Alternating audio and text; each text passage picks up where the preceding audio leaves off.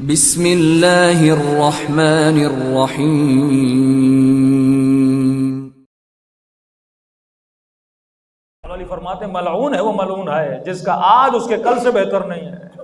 تو یہ کیسا مومن ہے جس کی نماز میں ترقی نہیں آ رہی؟ 20 سال جیسی اس نے نماز پڑھی تھی، آج بھی ویسی کی ویسی نماز ہے، یہ معراج تک نہیں پہنچ پا رہا۔ 20 سال جیسے اس نے مجلس سنی تھی، 20 سال پہلے جیسے اس نے دعا کی تھی، آج بھی اگر ویسی ہی دعا ہے، اس کا مطلب اس کے وجود میں اسپریچولیٹی اور روحانیت نہیں بڑھ رہی۔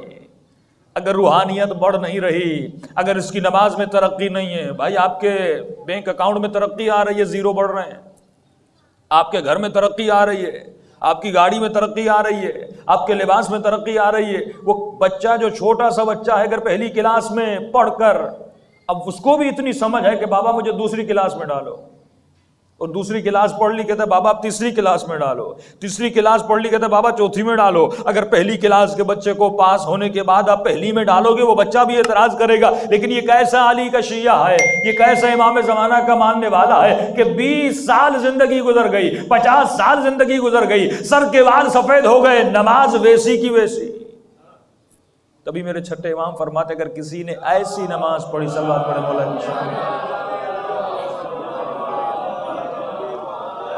اگر کسی نے ایسی نماز پڑھی 2 رکعت نماز، جس نماز میں اس کے وجود میں حضور ہو، تو مولا فرماتے ہیں وجب علیہ الجنہ، میں جعفر صادق گواہی دیتا ہوں اس پہ جنت واجب ہو جاتی ہے۔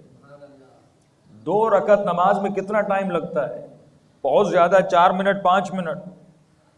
اور سوال ہے مولا اتنی نمازیں لوگوں نے پڑھی، 1000 رکعت لوگوں نے نمازیں پڑھی، 100 رکعت لوگوں نے نمازیں پڑھی، آپ نے یہ نہیں کہا کہ ان پر جنت واجب ہے، آپ نے کہا 2 رکعت ایسی نماز جس میں حضور ہو، یعنی شرط قبولیت نماز اور دخول جنت یہ ہے کہ انسان کے وجود میں کیا ہو؟ حضور ہو۔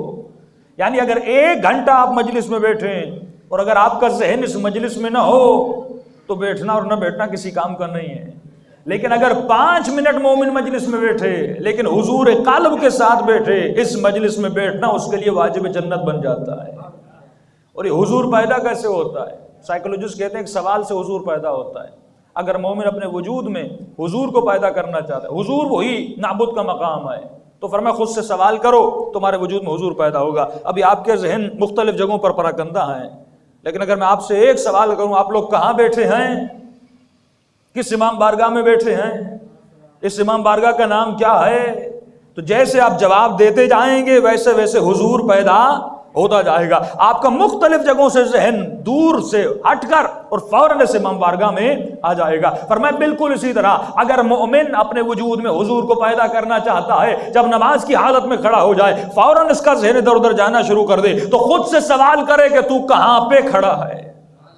جواب آئے گا میں مصلی پر کھڑا ہوں۔ اگر کربلا چلا جائے، ذہن کہیں ادھر ادھر چلا جائے تو فوراً خود سے سوال کرے۔ اسی لیے فرمایا اگر حضور کو پیدا کرنا چاہتے ہو تو مولا علی مثالیں دیتے ہیں، فرمایا اگر حضور کو پیدا کرنا چاہتے ہو تو اپنے وجود میں کچھ نشانیوں کو رکھا کرو، لیکن اے مومن اگر تو چاہتا ہے تمہارے وجود میں حضور خدا پیدا ہو تو ہمیشہ دائم الذکر رہا کر، یعنی تمہاری زبان پر ذکر پروردگار عالم رہے۔ تو کہنے لگا مولا اگر میں بھول جاؤں ذکر خدا کرنے کے لیے، تو امام فرماتے ہیں حضور کو پیدا کرنے کے لیے کوئی نشان اپنے وجود میں رکھا کر، یعنی تسبیح کا ہاتھ میں ہونا تمہیں یاد دلائے گا کہ تمہیں ذکر خدا کرنا ہے۔ اپنے گھر میں اگر تم امام حسین کی زری لگا دو گے، جیسے زری پر نگاہ پڑے گی فوراً امام حسین کا تصور تمہارے ذہن میں آئے گا۔ جب نماز کو مسجد میں پڑھو گے، اس مسجد پر نگاہ پڑے گی فوراً تمہارا ذہن پروردگار عالم کی طرف جائے گا۔ جب گاڑی میں بیٹھتے ہو ایسی شے اپنی گاڑی میں لگا دو جیسے تمہاری نگاہ اس شے پر پڑے فوراً تمہارے ذہن میں آئے تم کسی پروردگار عالم کے حضور میں ہو۔ اسی لیے آغا طباطبائی سے پوچھا گیا، ان کے شاگرد فرماتے ہم نے کبھی بھی آیت اللہ طباطبائی کو سوتے وقت یہ نہیں دیکھا وہ اپنے پاؤں کو سیدھا کر کے سوئیں۔ ہمیشہ ان سے پوچھتے تھے قبلہ آپ اپنے پاؤں کو سیدھا کر کے نہیں سوتے، ہمیشہ آپ کے پاؤں تھوڑے بہت ٹیڑھے ہوتے ہیں؟ تو انہوں نے فرمایا اس لیے پاؤں کو ایسا رکھتا ہوں کیونکہ میں جب یہ سوچتا ہوں میں حضور پروردگار عالم میں ہوں تو مجھے بہترامی لگتی ہے کہ اللہ کے حضور میں اپنے پاؤں کو سیدھا کروں۔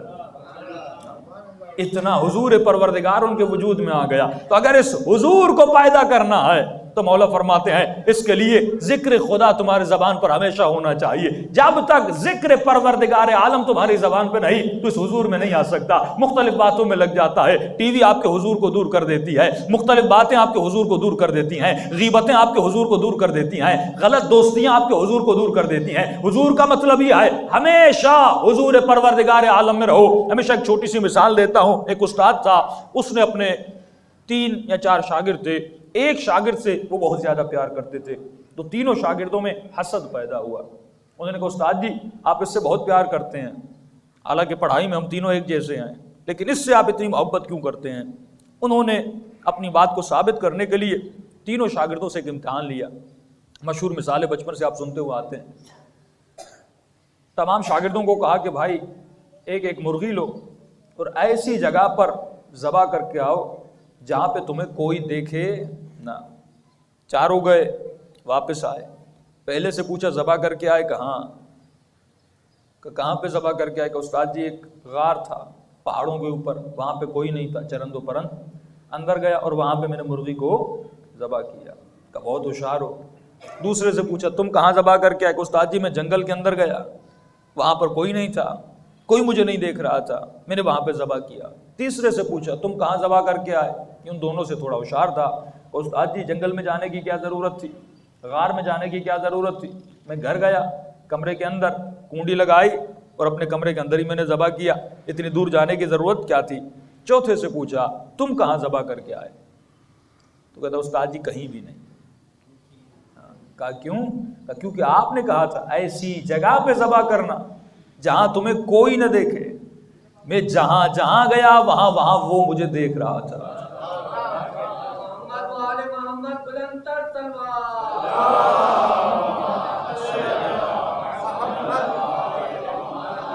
اب سوال آپ سے ایک ہے, کیا یہ چاروں کلمہ لا الہ الا اللہ پڑھتے تھے کہ نہیں؟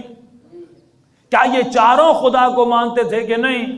کیا یہ چاروں نماز پڑھتے تھے کہ نہیں؟ کیا یہ چاروں مسلم تھے کہ نہیں؟ پھر سوال یہ آئے جب چاروں خدا کو مانتے تھے, ایک کتنا متوجہ کیوں تھا اور 3 متوجہ کیوں نہیں تھے؟